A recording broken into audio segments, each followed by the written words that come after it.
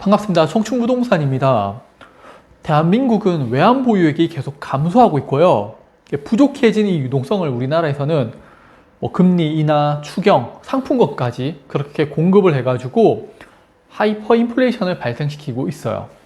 그래서 환율이 지난 5년간 계속 상승하고 있는데 트럼프의 관세 정책으로 인해 가지고 단기적인 어떤 이벤트성으로 환율이 급락을 했죠. 제가 투자 강의할 때마다 말씀드리는 게 있습니다. 손실은 적고 수익은 많이 발생시키는 로우 리스크 하이 리턴 찾으면 있다고 말씀드리고 있죠. 저는 그게 달러라고 보는 겁니다. 그럼 오늘 내용 시작하겠습니다. 우리나라의 외환보유고입니다. 2024년 11월을 고점으로 계속 하락을 하고 있고요. 4월 영상을 보면은 이번에 4천억 달러가 붕괴될 수 있다라고 말씀을 드렸었죠. 근데 다행스럽게도 4천억 달러가 무너지진 않았어요. 하지만 지금 우리나라가 보유한 외환 보유액을 보면은 지난 5년간 가장 낮은 숫자를 보여주고 있습니다. 반면에 우리나라 중앙은행 대차대조표를 보면요. 다시 2022년 수준, 돈을 가장 많이 풀었던 그 수준까지 올라가고 있죠. 자, 원화의 통화량은 증가를 했어요. 근데 대한민국이 보유하고 있는 외화 보유량은 줄어들었어요. 그러면은 환율이 당연히 올라갈 수밖에 없겠죠. 대한민국의 원화의 가치가 떨어졌는 겁니다.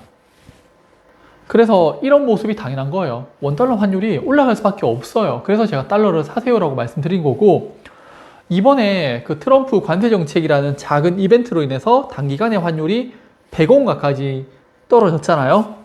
그래서 달러 매수할 거라고 말씀드렸는 게 이런 이유예요. 대한민국의 체질은 변하지 않고 있습니다. 돈은 계속 풀리고 있고 원화는 계속 풀리고 있고 외환 보유액은 계속 감소하고 있어요. 단기간에 환율이 떨어지든 말든 장기적으로 보게 되면 환율이 올라갈 수밖에 없는 상황이에요. 쉽게 얘기하면 랜덤워크라고 보시면 되세요. 가치, 대한민국의 가치, 그리고 가격은 계속적으로 변하는. 근데 결국에는 만날 수밖에 없다라는 그 랜덤워크 이론을 생각하시면 됩니다. 환율 하락이라는 이번에 작은 이벤트는 어떻게 보면 매수 기회를 줬는 거고요. 저는 달러를 계속 모아갈 겁니다. 언제까지? 대한민국 부동산 버블이 터질 때까지.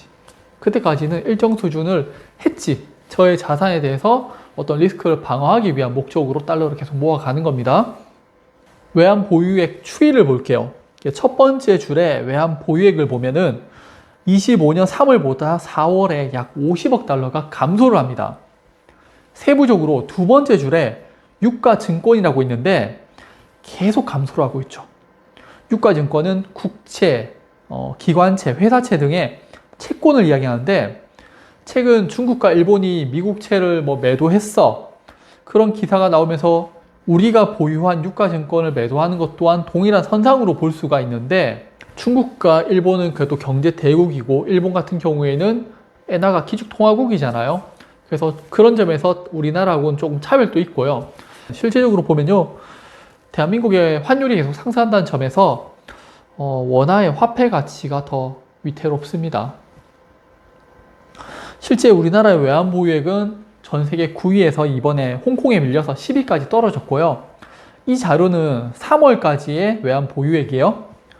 또한 최근 미국이 관세를 앞두고 무역 적자가 심해지고 있잖아요.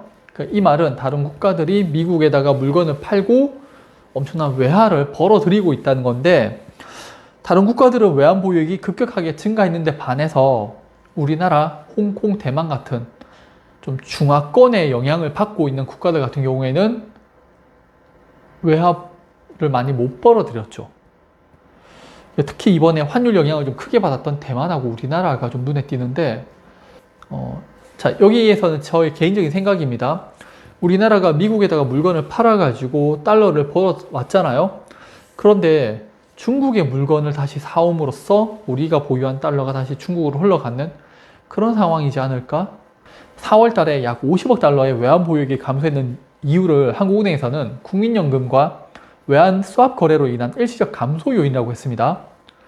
그런데 우리나라에서는 왜 한국은행이 국민연금하고 스왑 거래를 할까요? 보통 이거를 다른 국가하고 하잖아요. 내용을 보면 한국은행은 국민연금과 외환 스왑 거래를 25년 말까지 연장하되 한도를 500억 달러에서 650억 달러로 증액한다고 합니다. 22년에 100억 달러에서 이제 650억 달러로 수합 거래량을 증가시켰죠. 개인적으로 수합 거래로 인해서 한국은행에서 손실을 보기보다는요, 국민연금에서 수익이 좀 감소하게 되는 그런 상황이 발생하지 않을까 싶어요. 네. 그렇게 개인적으로 생각을 하는 겁니다. 자, 재밌는 거는 예전에 미연준하고 통화 수합이 있었는데 그게 600억 달러가 한도였어요.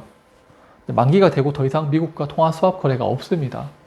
자, 미국과 진행했던 이 통화 수합 거래 금액만큼 우리나라에서는 국민연금하고 하고 있는 거예요. 좀 씁쓸하죠.